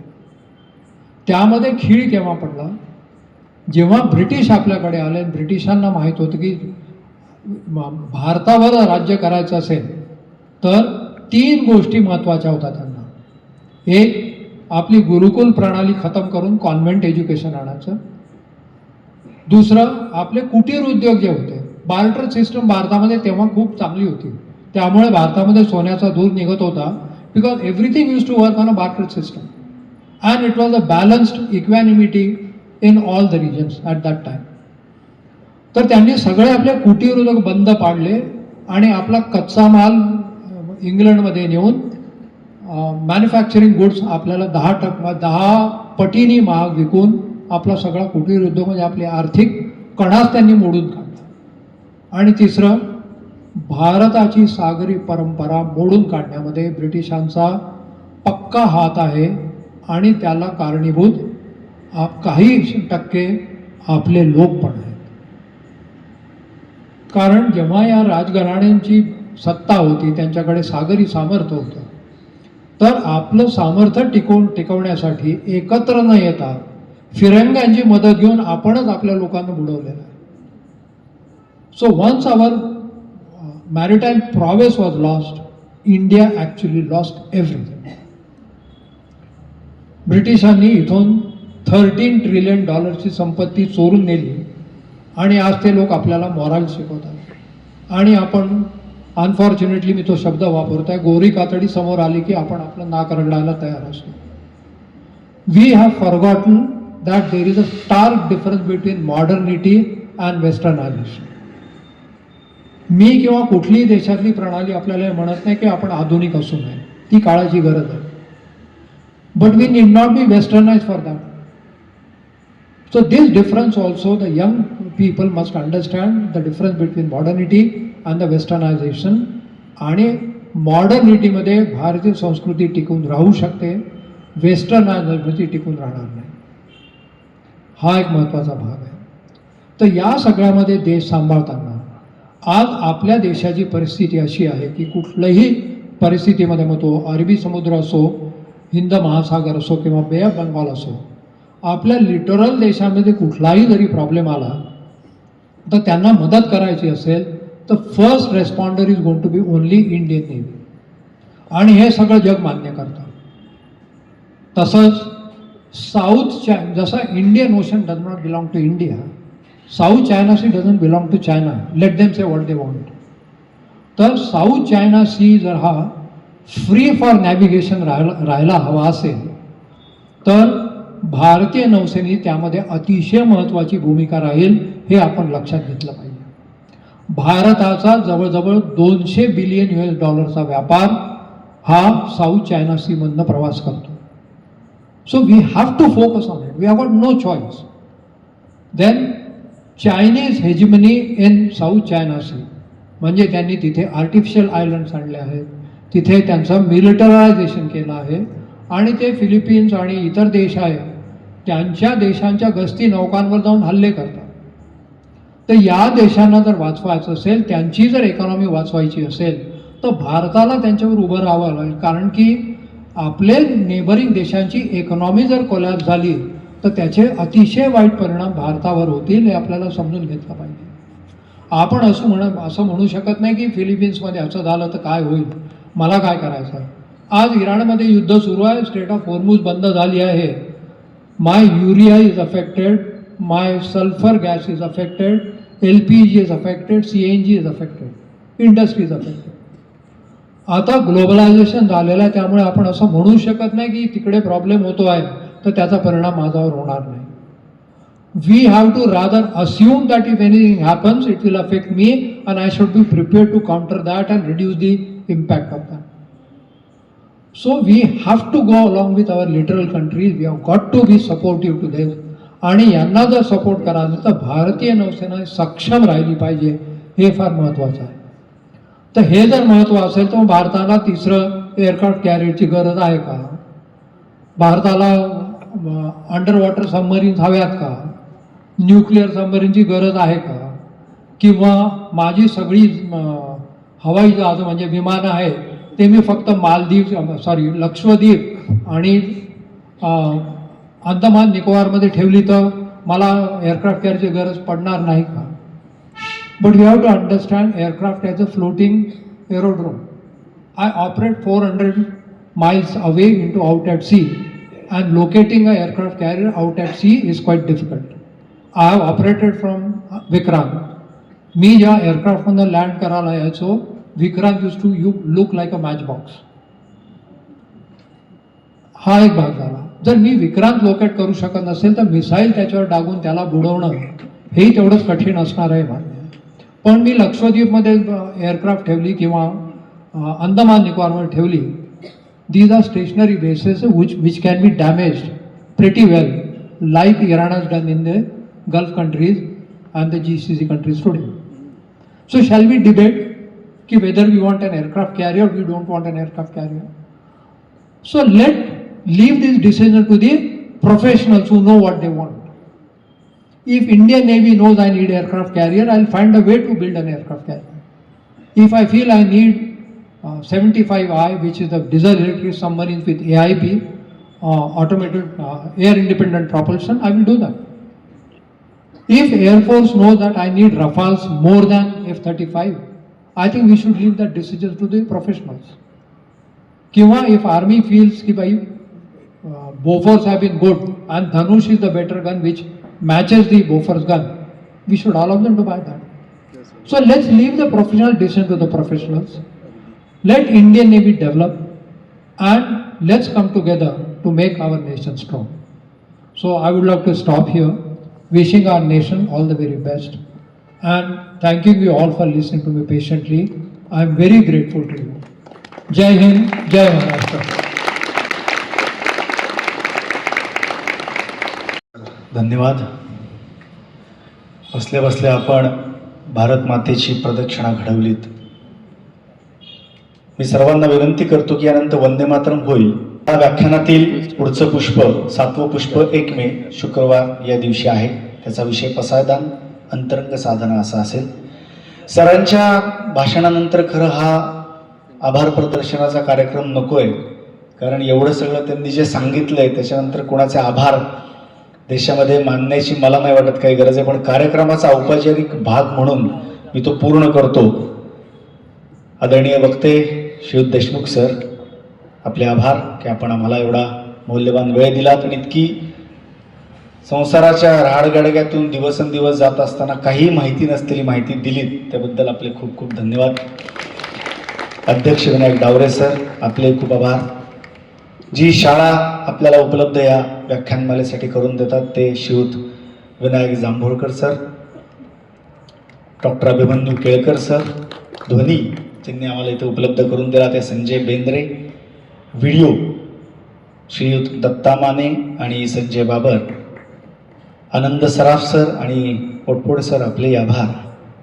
आणि इथे यानंतर वंदे मातरम गीत सादर करणारे त्या सर्व वाद्यवृंद कलाकारांचं, गायणाऱ्या मुलींचं मी ते मनपूर्वक आभार व्यक्त करतो. आणि सर्वात महत्त्वाचे म्हणजे आपण श्रोते यांचे मनपूर्वक आभार. यानंतर वंदे मातरम होईल आणि कार्यक्रम इथे संपन्न होईल असं मी जाहीर करतो. वंदे मातरमसाठी मुलींनी वाद्यवृंदांसहित स्टेजवर यावं ही विनंती.